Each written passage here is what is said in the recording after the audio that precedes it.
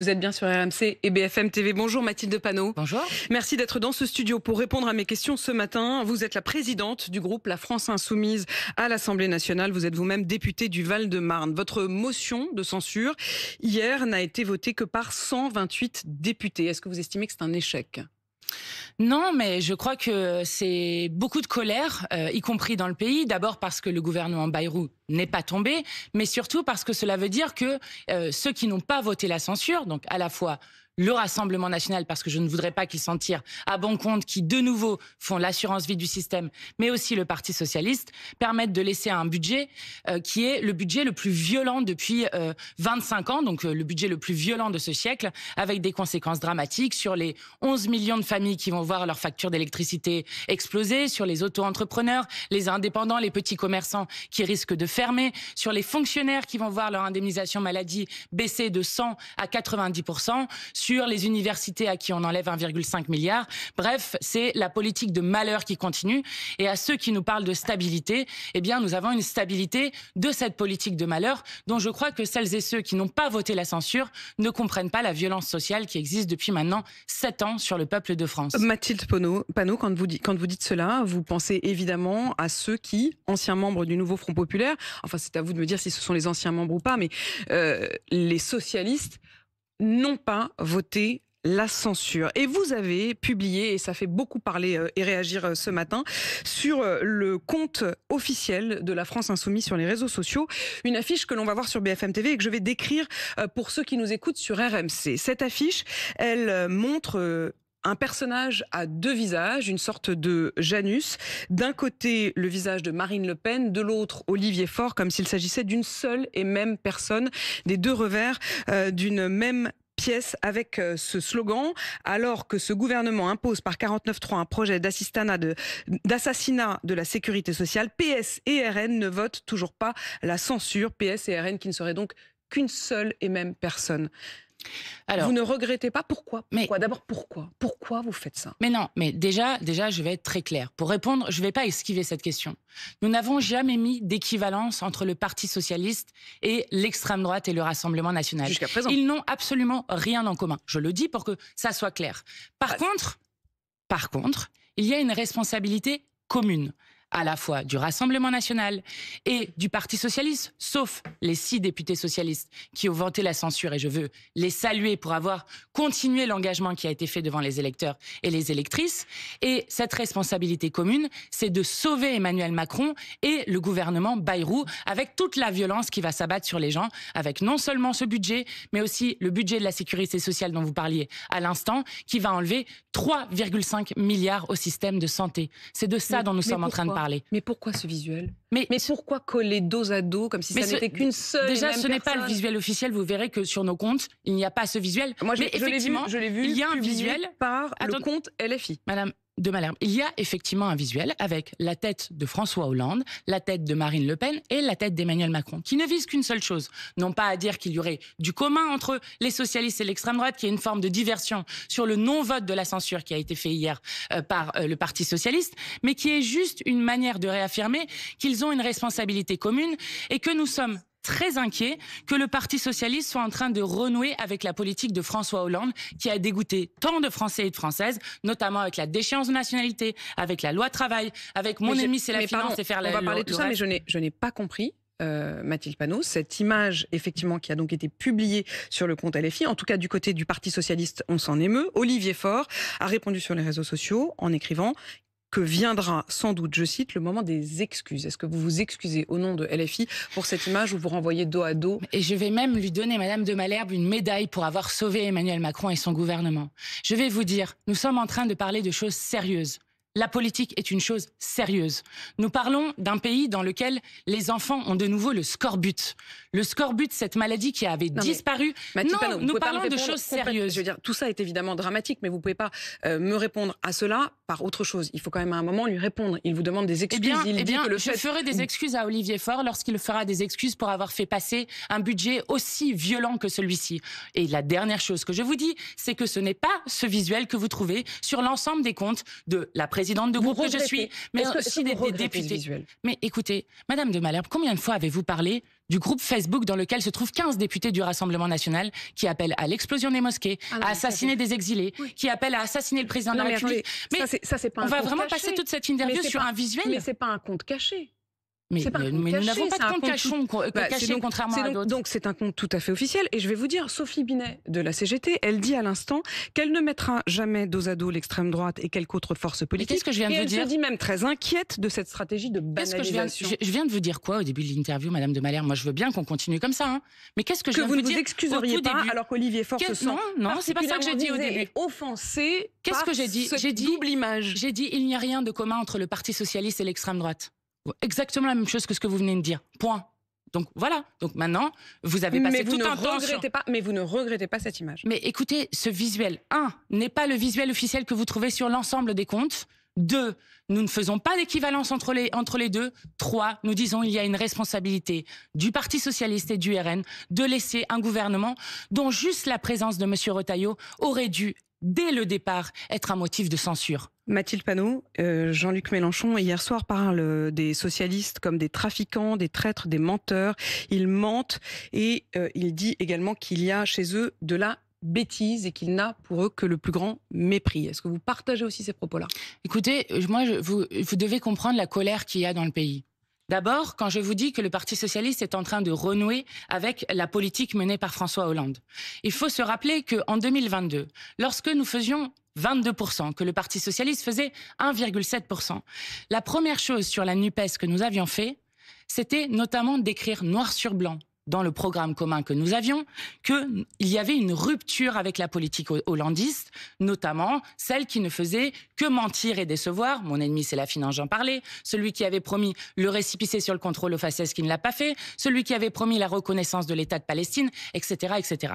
Donc, vous comprenez qu'il n'est pas possible, dans le nouveau Front populaire, dans l'alliance que nous faisons pour priver l'extrême droite du pouvoir dans ce pays, parce que c'est de ça dont il s'agit. Il n'est pas possible d'avoir d'un côté ceux qui votent la censure et qui sont dans l'opposition et la seule opposition, et ceux qui ne votent pas cette censure. Parce que dans toutes les assemblées du pays, Madame de Malherbe, et même dans toutes les assemblées du monde, le moment clé pour savoir qui est dans la majorité et qui est dans l'opposition, c'est le vote du budget. Voilà ce qui s'est joué hier. Est-ce qu'il fallait tant d'outrance ? C'est une manière d'exprimer une colère populaire qui est une déception immense. Je veux dire, l'engagement qui a été fait avec le nouveau Front populaire, dont le programme commence par dire que le nouveau Front populaire unit des femmes et des hommes, issus à la fois de syndicats, d'associations, d'organisations politiques, qui s'unissent pour proposer une alternative en rupture avec la politique d'Emmanuel Macron. Ce que je veux dire, Mathilde Panot, il y a 15 ans, c'était il y a 6 mois. Vous ne pouvez pas ensuite nous reprocher de vous poser des questions sur des choses que vous faites vous-même et sciemment. Lorsque l'Insoumission, qui est donc le journal, juste qu'il y ait de poids de mesure parfois, qui est donc le journal qui est publié, le site internet des Insoumis, qui hier met en ligne la liste des coupables. Et la liste des coupables, c'est le nom de chaque député qui a voté. Est-ce qu'il n'y a pas chez vous l'idée quand même d'exagérer la cassure ? Mais non, nous ne sommes pas en train d'exagérer, nous sommes dans un moment qui est extrêmement grave. La question, c'est de savoir si ça va pouvoir continuer. Mais vous avez peut-être pas envie que ça se rabiboche, quoi. Je veux dire, en tout cas, en faisant cela... Il se trouve qu'il reste 2 motions de censure, pour que tout le monde comprenne bien, sur le budget de la sécurité sociale, à la fois sur le côté recettes et le côté dépenses, avec, encore une fois, un budget de la sécurité sociale qui est extrêmement violent.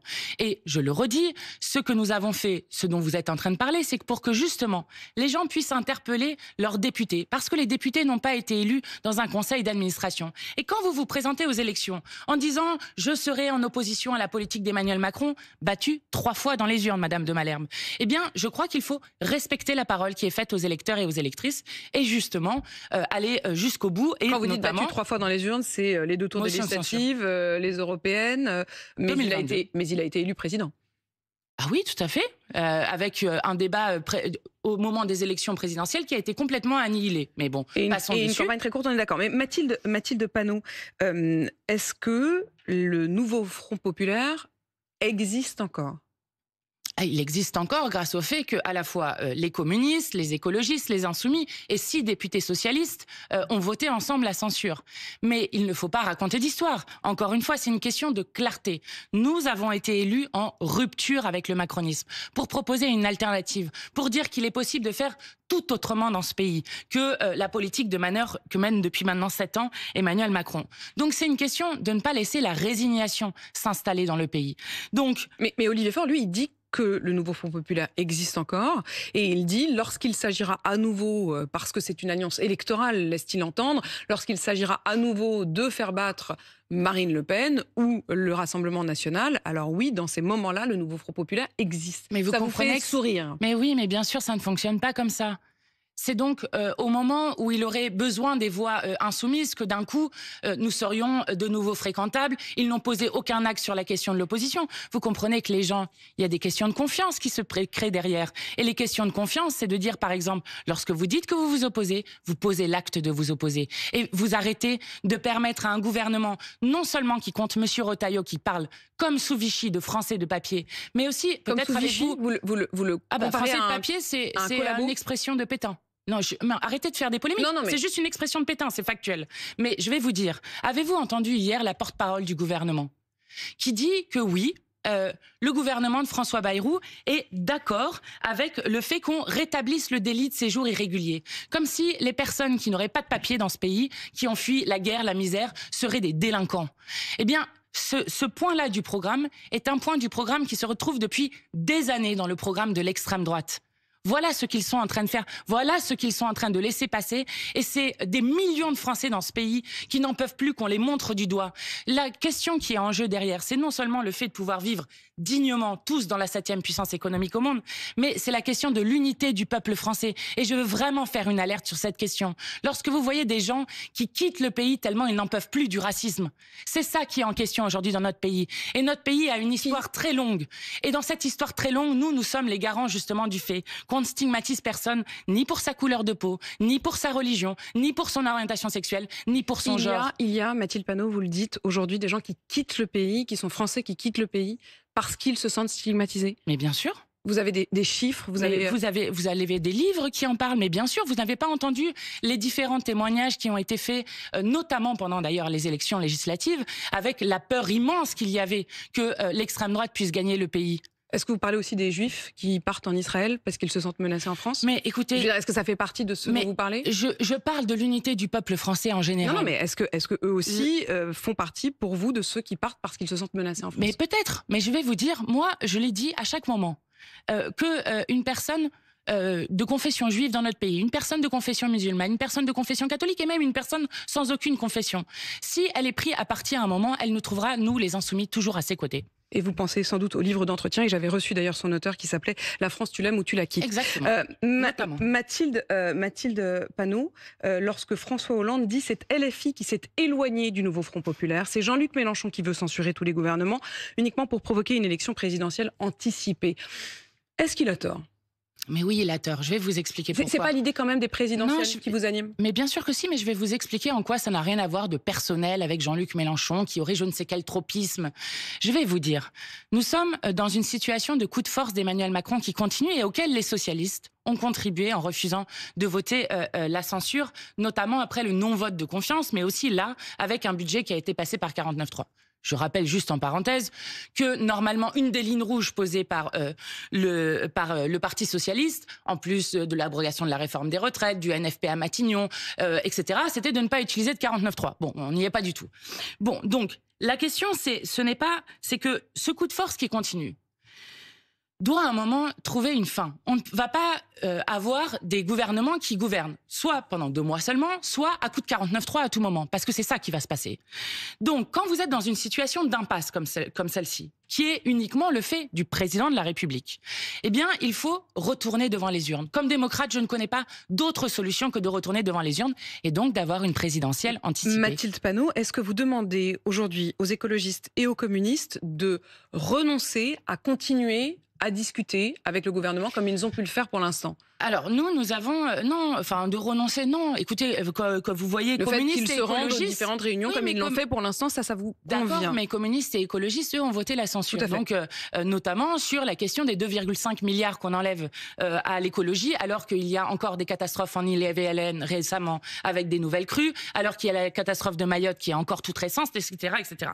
Donc nous, ce que nous avons proposé, c'est que l'ensemble des députés qui ont voté la censure puissent se retrouver pour envisager la suite. C'est une des propositions que nous avons mises sur la table. Vous ont-ils répondu? Pas encore, mais bon, on l'a mis hier après sur la table après les 2 votes de censure. Donc c'est normal que nous n'ayons pas encore de réponse sur cette question. Faut-il régulariser les Français clandestins qui sont en France? On a eu les chiffres de l'immigration il y a 48 heures, avec aussi les chiffres de ceux qui ont l'AME. Ceux qui ont l'AME, c'est donc qu'ils sont effectivement sans papier. Est-ce que vous estimez qu'il faut les régulariser? Nous sommes pour régulariser l'ensemble des travailleurs sans papier de ce pays qui vivent ici, qui paient des impôts ici, notamment par la TVA, qui ont vocation à continuer à vivre ici et qui, en plus, travaillent dans des conditions souvent d'exploitation. Je pense notamment aux travailleurs de Chronopost qui tiennent un piquet de grève depuis maintenant 3 ans et qui ont justement été exclus de ce piquet de grève, alors que la Poste a été condamnée pour son devoir de vigilance, notamment pour l'emploi de travailleurs sans papier dans des conditions déplorables et en dessous du SMIC. Donc nous sommes pour la régularisation de tous les travailleurs sans papier. Mais je vais vous dire, Madame de Malherbe, à force de courir après l'extrême droite un peu partout dans ce pays, on finit par ne parler que d'immigration comme si c'était un problème.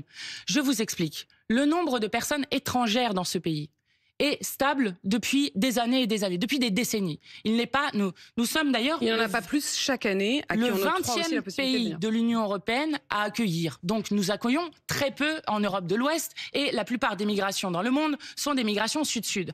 Donc maintenant, ça suffit qu'on parle sans cesse d'immigration comme un chiffon rouge, qu'on ne parle pas, encore une fois, du scorbut des enfants, du récent rapport de la Fondation des logements des défavorisés qui parle d'une explosion d'enfants sans abri, qui parle d'une multiplication par 2 du nombre de personnes sans abri, avec 1,6 milliard en moins pour le logement dans ce budget, ce qui était une nouvelle raison de le censurer. La question des régularisations, la question aussi des nationalisations. À partir de combien de temps, Mathilde Panot, vous estimez qu'un étranger naturalisé français a les mêmes droits qu'un Français de naissance? Mais dès le début, vous savez, c'est ça la différence de vision entre l'extrême droite et nous. Non, c'est la différence de vision entre vous et Rima Hassan. Parce que Rima Hassan, à propos de Boualem Sansal, et pour justifier et expliquer le fait qu'elle n'ait pas voté en faveur de la demande du Parlement européen de sa remise en liberté, il est aujourd'hui détenu en Algérie, elle précise qu'il n'était français que depuis quelques mois. Mais ça veut dire quoi, ça? Ce n'est pas du tout ce que veut dire Rima Hassan. Je vais vous expliquer le vote. Alors expliquez-moi, parce que c'est vrai que le fait de rappeler à ce moment-là qu'en fait, il n'était français que depuis quelques mois... Le vote de Rima Hassan, c'est parce que... Alors, je vais redire, nous demandons la libération de Boualem Sansal. Point. Sans condition, nous demandons sa libération immédiate. Point. Le problème de la résolution qu'il y avait au Parlement européen, c'est qu'il y avait dedans des menaces sur la question de l'accord entre l'Union européenne et l'Algérie.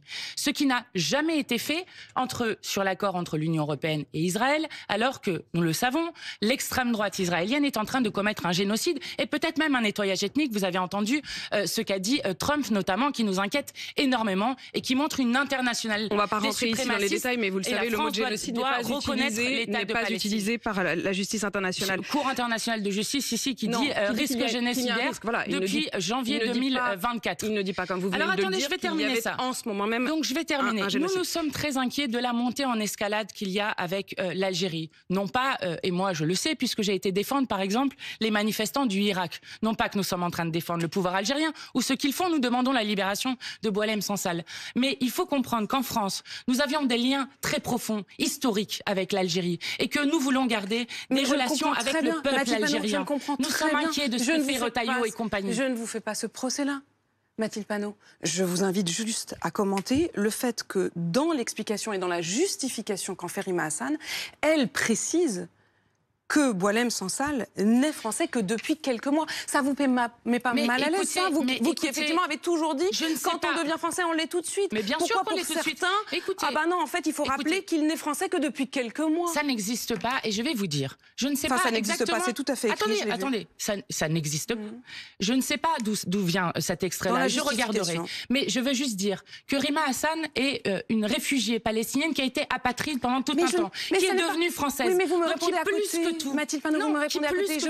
C'est que la France est une nation politique autour de la devise liberté, égalité, fraternité. Ça vaut pour Boualem Sansal, ça vaut pour Rima Hassan et ça vaut pour tout le monde dans ce pays. Donc il n'y aurait voilà pas ce des que nous Français défendons. de naissance et les autres qui ne seraient non, français ça c'est la vision de l'extrême droite, justement, ce qu'ils sont en train de faire, notamment avec le droit du sol à Mayotte. C'est exactement ce que je vous dis.